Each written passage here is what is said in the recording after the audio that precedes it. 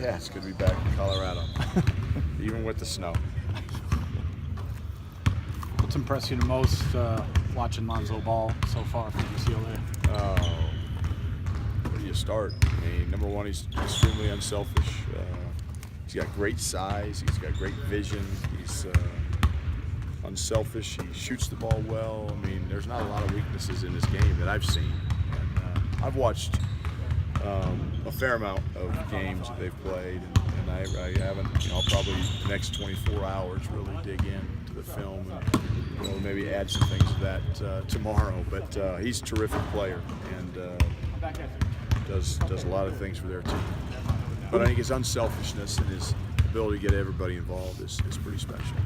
When you talk about your plays, you came back on 0-3 on this road trip, and I heard you on the radio the other night say you got one game ahead. That's all you're going to concentrate. Yeah, look, I mean, it's the standings are the standings. There's no reason to look at. To me, it's about figuring out how do you win the next game, and the next game is UCLA. So what gives us the best opportunity and chance to do that? That's what we have to concentrate on. That's what we have to work on in practice as coaches. That's what we have to game plan for, and it's just winning that next game is got to be our mentality, and not worry about how many we have on the road, how many in the home, and who we play and when we play, and just take them as they come.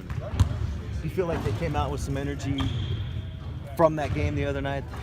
As the practice got going, we got better. They were a little sluggish in the beginning, but we traveled yesterday. It was a long road trip. We took yesterday off, and so they're going to get back in the swing of things. But look, this team's had great effort, great energy. We've gotten off to great starts. I mean, Utah, we got off to a great start. Arizona State wasn't bad. Arizona was a great start. I mean, you can't say, oh man, they weren't ready to play. It's just we couldn't sustain those. And, that's the thing. It's it gets back to this team.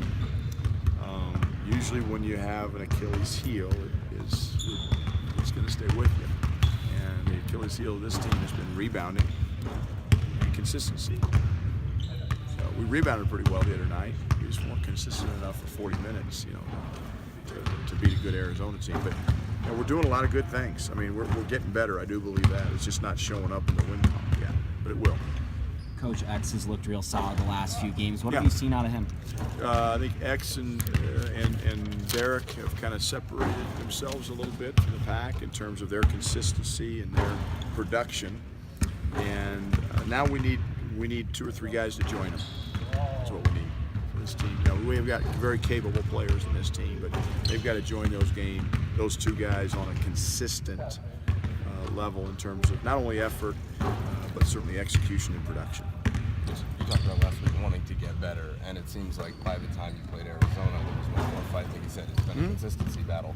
But do you look at that film and take a lot moving forward and say, this is how we're capable of playing? Yeah, absolutely.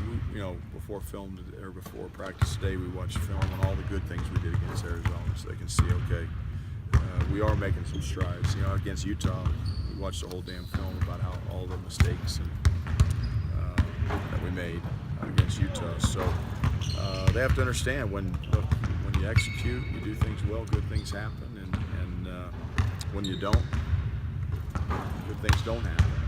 And in order to beat a team, a high-level team, you have to do it on a consistent basis for 40 minutes.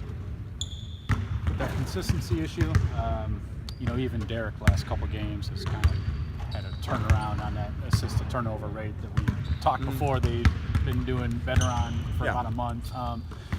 When you see that, and you mentioned this, I think even before the road trip, how hard is it for you to even game plan or approach opponents when you don't know what you're going to get necessarily? It's difficult, but it's not like it's fallen out of bed. It just hasn't been, instead of 8-2, maybe it's 6-4. It's not. It's not what you want it to be, but it's still manageable. And look, Derek, we're asking Derek to do a lot of things. So he, quite frankly, is the least of my concerns. I've really seen an improvement in your zone offense. It seems like George King has really kind of found a home at that hybrid high post role. Do you like what you've seen out of that development in the last few I thought games? our zone offense has gotten better, and I still think we're a good zone offensive team. But, when you can't make shots, and you got guys that are good shooters that are missing open shots, it doesn't matter how good your zone offense is.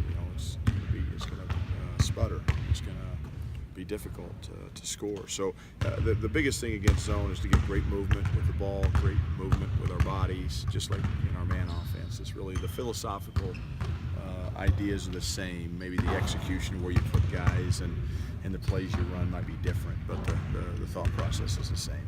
Has X gotten better at going to the basket and playing inside a little Yeah, bit? he has. I mean, I think X is an inside-out guy, and he hasn't.